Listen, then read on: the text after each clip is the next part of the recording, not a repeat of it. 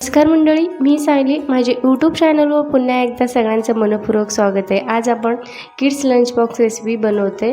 एकदम साधी सोपी आहे आणि सकाळच्या घाई गडबडीत लवकर बनवून तयार होणारी रेसिपी आहे आणि हेल्दी देखील आहे. त्यासाठी आपल्याला मिक्स डाळी घ्यायचा आहे. आधी आपल्याला 1 कप एवढं मिक्स डाळ भिजून ठेवायचे. मी तर मिक्स डाळीमध्ये जास्ती प्रमाणात मूग डाळ घेतलेला आहे आणि बाकीचे सगळे डाळी 1-1 चमचाभर घेतलेला आहे. डाळमध्ये इथं मसूर डाळ, उडीद डाळ आणि मूग डाळ, तूर डाळ फक्त 1 चमचा घेतले. भिजायला खूप वेळ लागते म्हणून आता मी 1 तास भिजून घेतलेलं हे सगळं डाळी. त्यानंतर मिक्सरच्या भांडीत घालायचं आहे आणि त्याच्यात थोडंसं जिरं, अजवाईन घालायचं आहे आणि हिरवी मिरची, लसूण घालायचं आहे. अद्रक तुम्हाला आवडत असेल तरी सुद्धा घालू शकता, ऑप्शनल आहे. माझा मुलगा अद्रक घातले की खात नाही म्हणून मी घातलं नाही आहे. त्यानंतर थोडंसं कोथिंबीर, मीठ घालून एकदम बारीक वाटून घ्यायचं आहे. थोडंही पाण्याचा वापर करायचा नाही आहे. अगदी वाटलं जात नसेल तर तेव्हाच आपल्याला थोडं पाणी घालायचं आहे. आता हे वाटून घेतलेल्या डाळीमध्ये 2 कप एवढं मी गव्हाचं पीठ वापरलेलं आहे.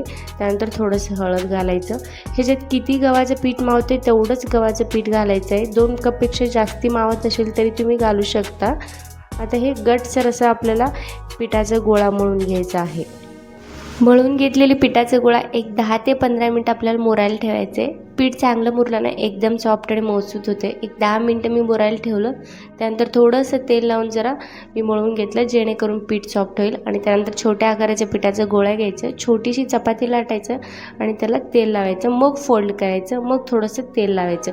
तेलाऐवजी तुम्ही तूप लावलं ना खूपच छान होते. आता मी ह्याला थोडंसं पीठ लावलं. पीठ लावून आता हे चपाती जसं लाटतोय ना तसं आपल्याला लाटून घ्यायचं आहे. जितकं पातळ हवं आहे तितकं पातळ आपण लाटून घेऊ शकतो. आता तव्याला थोडंसं तेल नाही तर तूप लावायचं. त्यानंतर आपल्याला तव्यामध्ये घालून घ्यायचं आहे आणि दोन्ही साईडला छान भाजून घ्यायचं आहे. थोडंसं लालसर कलर येईपर्यंत भाजून घेत आहे. शक्यतो भाजताना ना तुपाचा वापर करा. खूपच छान खमंग आणि खुसखुशीत होतात आणि एकदम मऊसूत होतात.